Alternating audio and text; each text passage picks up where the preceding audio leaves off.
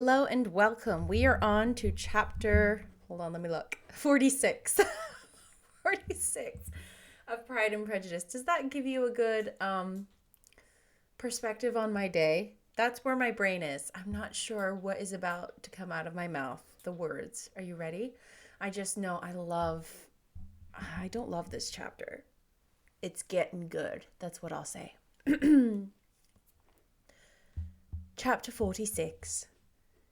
Elizabeth had been a good deal disappointed in not finding a letter from Jane on their first arrival at Lambton, and this disappointment had been renewed on each of the mornings that had now been spent there. But on the third, her repining was over, and her sister justified by the receipt of 2 letters from her at once, on one of which was marked that it had been missent elsewhere. Elizabeth was not surprised at all, as Jane had written the direction remarkably ill. They had just been preparing to walk as the letters came in, and her uncle and aunt, leaving her to enjoy them in quiet, set off by themselves. The one missent must first be attended to. It had been written 5 days ago. The beginning contained an account of all their little parties and engagements, with such news as the country afforded, but the latter half, which was dated a day later, and written in evident agitation, gave more important intelligence. It was to this effect. Since writing the above, dearest Lizzie, something has occurred of a most unexpected and serious nature, but I am afraid of alarming you. Be assured that we are all well. What I have to say relates to poor Lydia.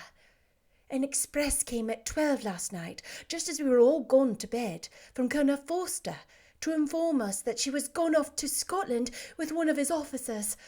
To own the truth, with Wickham. Imagine our surprise. To Kitty, however, it does not seem so wholly unexpected. I am very, very sorry. So imprudent a match on both sides. But I am willing to hope the best, and that his character has been misunderstood. Thoughtless and indiscreet, I can easily believe him. But this step, and let us rejoice over it, marks nothing bad at heart. His choice is disinterested at least, for he must know that my father can give her nothing.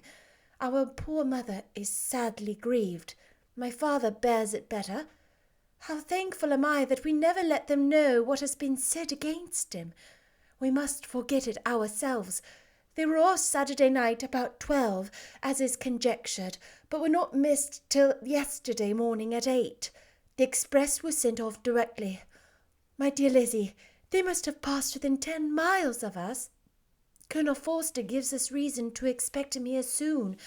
Lydia left a few lines for his wife, informing her of their intention. I must conclude, for I cannot be long from my poor mother. I am afraid you will not be able to make it out, but I hardly know what I have written. Without allowing herself time for consideration, and scarcely knowing what she felt, Elizabeth, on finishing this letter, was instantly seized the other, and opening it with the utmost impatience, read as follows. It has been written a day later than the conclusion of the first. By this time, my dearest sister, you have received my hurried letter. I wish this may be more intelligible, but though not confined for time, my head is so bewildered that I cannot answer for being coherent. Dearest Lizzie, I hardly know what I would write, but I have bad news for you, and it cannot be delayed. Imprudent as the marriage between Mr. Wickham and our poor Lydia would be, we are now anxious to be assured it has taken place, for there is but no too much reason to fear they are not gone to Scotland. Colonel Forster came yesterday, having left Brighton the day before, not many hours after the express, though Lydia's short letter to Mrs. F. gave them to understand that they were going to Gretna Green.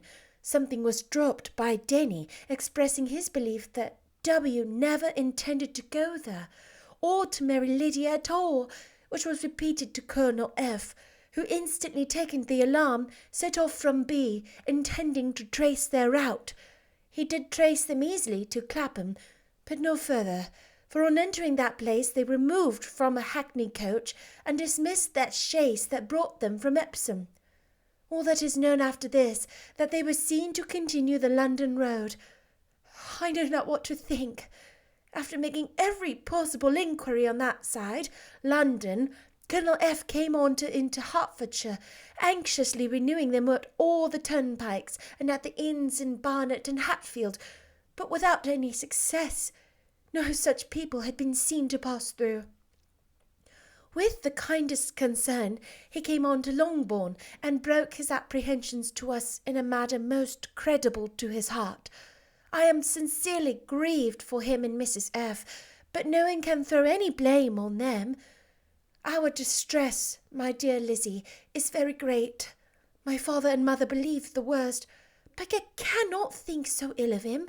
Many circumstances might make it more eligible for them to be married privately in town than to pursue their first plan, and even if he could inform such a design against a young woman of Lydia's connections, which is not likely, how can I suppose her so lost to everything? Impossible.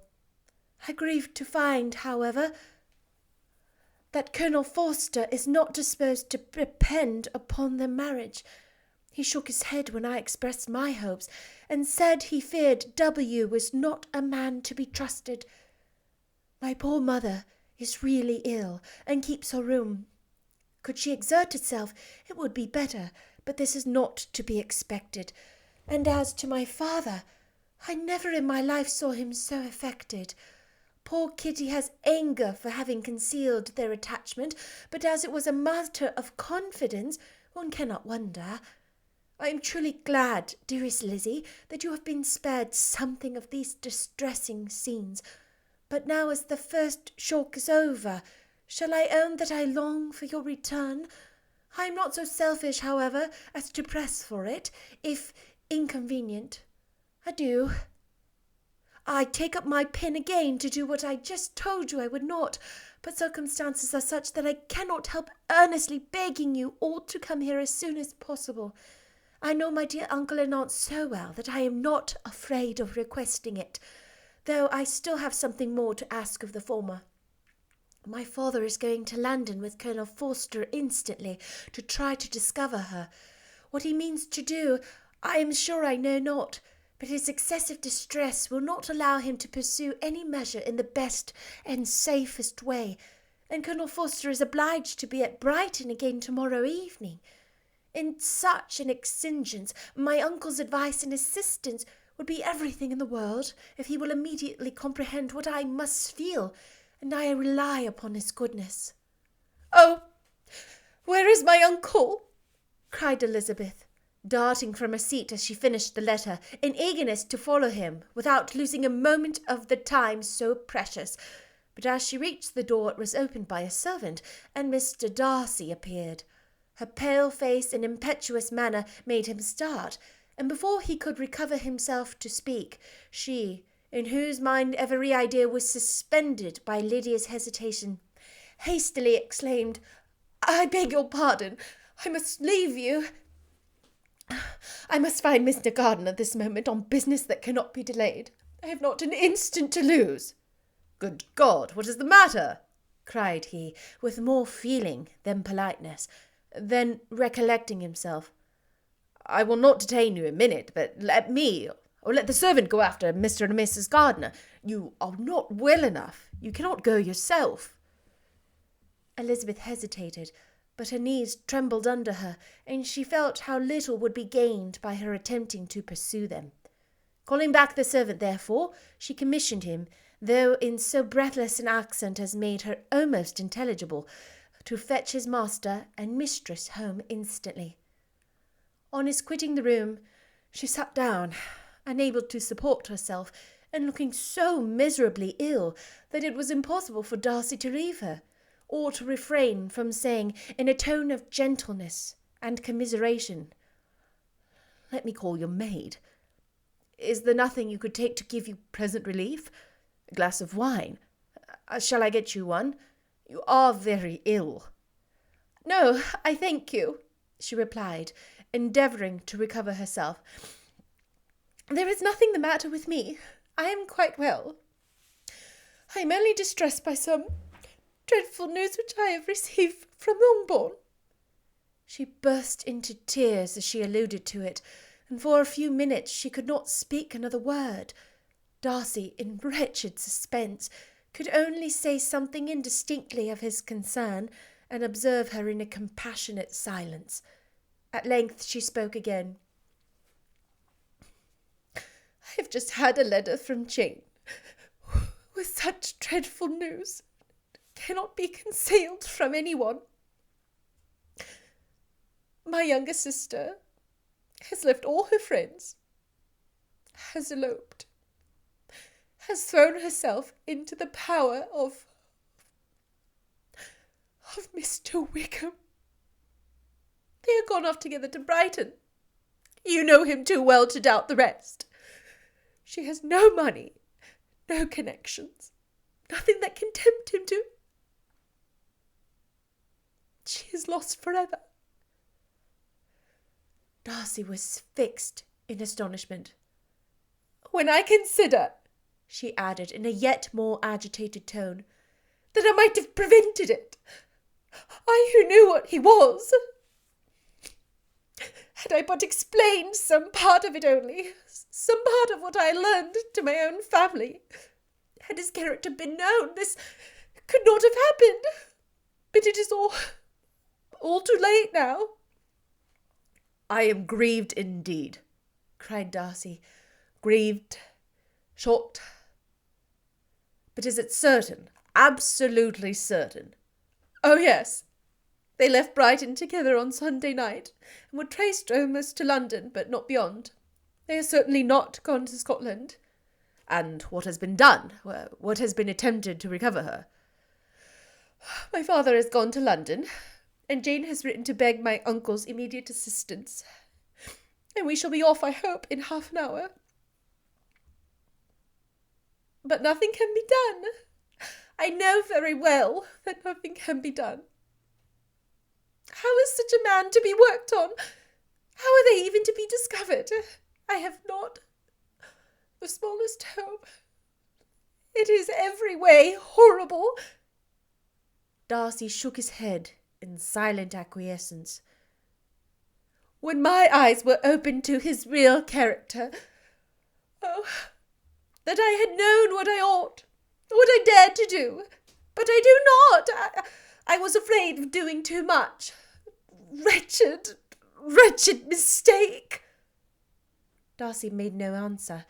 He seemed scarcely to hear her, and was walking up and down the room in earnest meditation, his brow contracted, his air gloomy.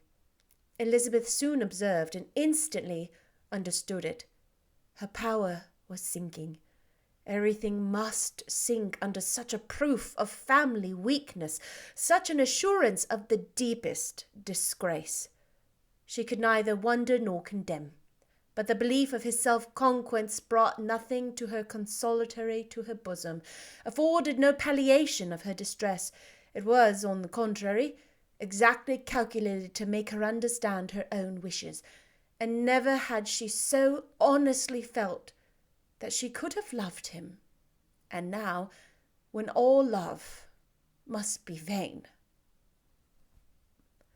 But self, though it would intrude, would not engross her.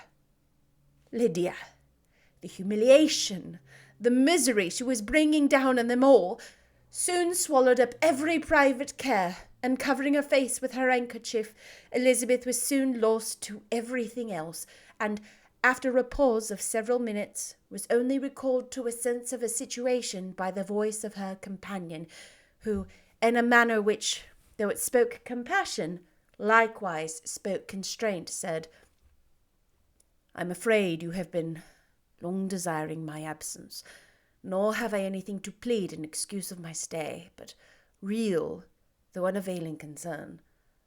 Would to heaven that anything could be either said or done on my part that might offer consolation to such distress. But I will not torment you with vain wishes, which may seem purposely to ask for your thanks. This unfortunate affair will, I fear, prevent my sister's having the pleasure of seeing you at Pemberley today." "Oh, yes. Be so kind as to Apologise for us to Miss Darcy.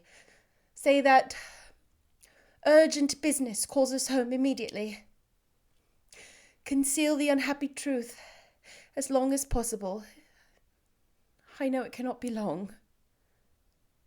He readily assured her of his secrecy, again expressed his sorrow for her distress, wished it a happier conclusion than there was at present reason to hope, and leaving his compliments for her relations, with only one serious parting look, went away. As he quitted the room, Elizabeth felt how improbable it was that they should ever see each other again on such terms of cordiality as had marked the several meetings in Derbyshire, and as she threw a retrospective glance over the whole of their acquaintance, so full of contradictions and varieties, cited at the perverseness of those feelings which would now have promoted its continuance, and would formerly have rejoiced in its termination. If gratitude and esteem are good foundations of affection, Elizabeth's change of sentiment will be neither improbable nor faulty. But if otherwise, if regard springing from such sources is unreasonable or unnatural, in comparison of what is so often described as arriving on a first interview with its object, and even before 2 words have been exchanged, nothing can be said in her defence, except that she had given somewhat of a trial to the latter method in her partiality for Wickham, and that its ill success might, perhaps, authorize her to seek the other less interesting mode of attachment. Be that as it may, she saw him go with regret, and in this early example of what Lydia's infamy must produce, found additional anguish as she reflected on that wretched business. Never since reading Jane's second letter had she entertained a hope of Wickham's meaning to marry her.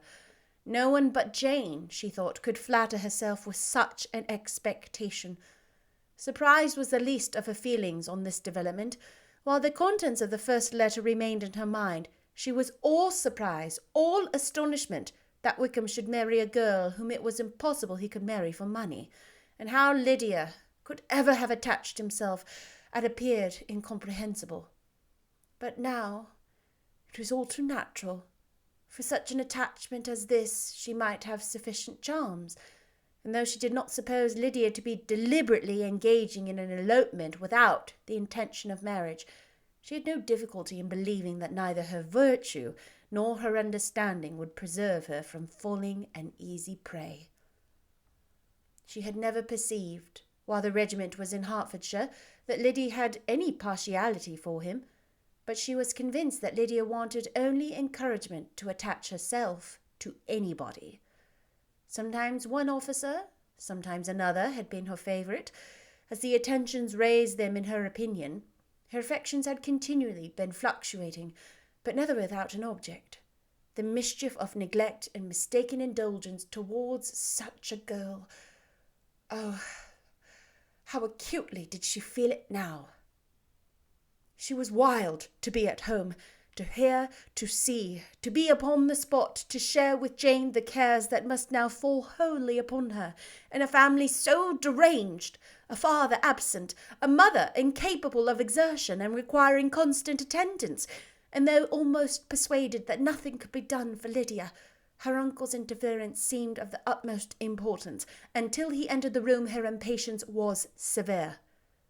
Mr. and Mrs. Gardiner had hurried back in alarm, supposing by the servant's account that her niece was taken suddenly ill, but satisfying them instantly on that head, she eagerly communicated the cause of their summons, reading the 2 letters aloud, and dwelling on the postscript of the last with trembling energy.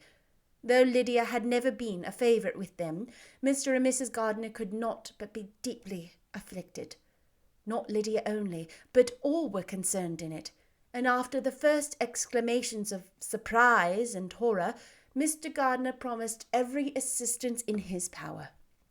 Elizabeth, though expecting no less, thanked him with tears of gratitude, and all three being actuated by one spirit, everything relating to their journey was speedily settled. They were to be off as soon as possible. "But what is to be done about Pemberley?" cried Mrs. Gardiner. "John told us Mr. Darcy was here when you sent for us. Was it so?" "Yes, I told him we should not be able to keep our engagement. That is all settled." "What is all settled?" repeated the other, as she ran into her room to prepare. "And are they upon such terms as for her to disclose the real truth? Oh, that I knew how it was." But wishes were vain, or at least could only serve to amuse her in her hurry and confusion of the following hour. Had Elizabeth been at leisure to be idle, she would have remained certain that all employment was impossible to one so wretched as herself. But she had her share of business as well as her aunt, and amongst the rest were notes to be written to all their friends at Lambton, with false excuses for their sudden departure. An hour, however, saw the whole completed, and Mr. Gardiner, meaning having settled his account at the inn, nothing remained to be done but to go, and Elizabeth, after all the misery of the morning, found herself, in a shorter space of time than she could have supposed, seated in the carriage and on the road to Longbourn. Oh, I'm not even going to say anything. What an emotional chapter in performance. I felt it. I don't know if you could tell, see, or hear. Tears. I will see you next time. Oh, Lydia. Oh, Wickham, for chapter 47. Bye.